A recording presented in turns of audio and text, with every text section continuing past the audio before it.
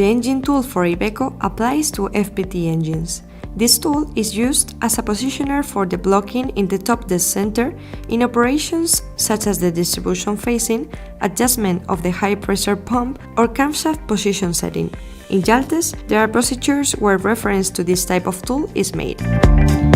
Here is an example with Jaltes in an Iveco Stralis Euro 6 truck for the procedure of the distribution phasing.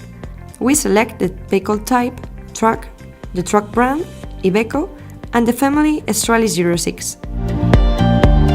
Regardless of the model within the Stralis Euro 6 family, we access the vehicle technical data module to select the corresponding engine type and to consult the information on the distribution phasing.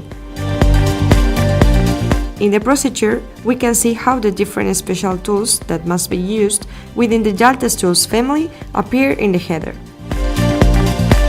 These special tools also appear in each of the steps where they will be needed.